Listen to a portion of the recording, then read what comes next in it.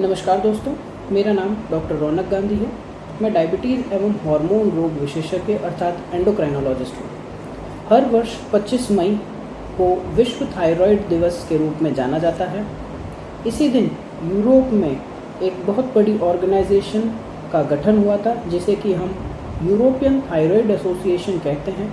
इसमें कई प्रकार के एंडोक्राइनोलॉजिस्ट, थायराइड सर्जन्स इन्वॉल्व हैं, जो कि थायराइड के रोगों से संबंधित जानकारी इकट्ठा करते हैं और उसे रोगियों के हित के लिए इस्तेमाल करते हैं। थायराइड ग्रंथि एक्चुअली हमारे गले में स्थित एक बटरफ्लाई या तितली नुमा आकृति की होती है। ये हम सभी वयस्क, बच्चे और औरतें सब में पाई जाती है। ये मुख्यतः 2 हार्मोन बनाती है, जिनका नाम T3 और T4 कहा जाता है।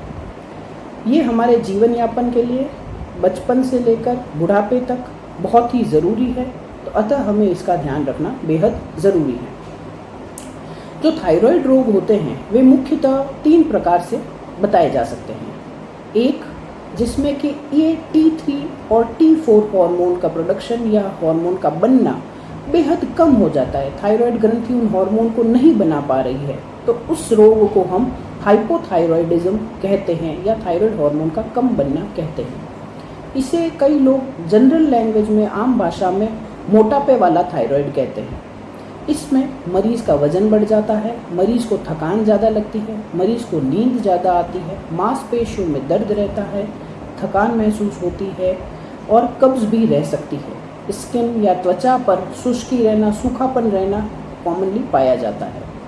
अगर यह प्रॉब्लम बच्चों में या नवजात शिशुओं में हो जाए तो उससे उनका मानसिक विकास भी अवरुद्ध हो सकता है, रुक सकता है, तो इसका ध्यान रखना बेहद ज़रूरी है। जो दूसरा रोग है थायराइड का, उसे हम हाइपरथायरॉयडिज्म या थायराइड हार्मोन का अधिक बनना कहते हैं, जिसमें कि T3 और T4 हार्मोन बेहद अधिक मात्रा में बनने लगते हैं। उससे समस्या ये होती है कि मरीज का वजन बहुत कम होने लगता है, इसीलिए इसे आम भाषा में पतला होने वाला थायराइड भी कहा जाता है, जिससे कि मरीज का वजन कम हो जाता है और मरीज को थकान लगना, मरीज का चिड़चिड़ापन, धड़कन बेहद बढ़ जाना, पल्स रेट जो है वो बेहद बढ़ी हुई रहती है, मरीज पतला दुबला हो जाता है, दस्त लगना वगैरह जैसी समस्याएं हो सकती हैं।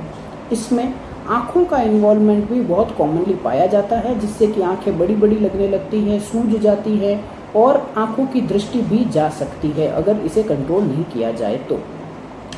जो तीसरा रोग हम थायराइड में समझ सकते हैं वो है थायराइड की ग्रंथि में किसी प्रकार की गांठ हो जाना। ये गांठ आपको बाहर से दिख भी सकती है, अंदर छोटी छोटी गांठें भी हो सकती हैं, जो सोनोग्राफी या चेकिंग करने पर ही पता चलेंगी। इन गांठों में नॉर्मली ये गांठें बिनाइन भी हो सकती हैं, जिनमें कि कोई कैंसर की संभावना नहीं रहती है। कुछ गांठें हार्मोन बनाने के लिए बड़ी हो सकती हैं। कुछ गांठों में बहुत कम तौर पर होती हैं कि वो गांठें कैंसर का रूप ले सकती हैं, तो हमें उन गांठों का बहुत स्पेशल ध्यान रखना होता है। तो इस थायराइड दिवस यानी 25 मई 2024 में मेरा एक यही आप लोगों से निवेदन है कि अगर आपको किसी प्रकार की थायराइड रिलेटेड समस्या लगे, कि आपको कोई भी ये सिम्टम्स आएँ जिसमें कि आपको हाइपोथायरॉयडिज्म या हाइपरथायरॉयडिज्म या थायराइड में कोई प्रकार की गांठ या नोड्यूल फील हो, तो आप अपने एंडोक्राइनोलॉजिस्ट से परामर्श लें एवं उचित उपचार लें। धन्यवाद।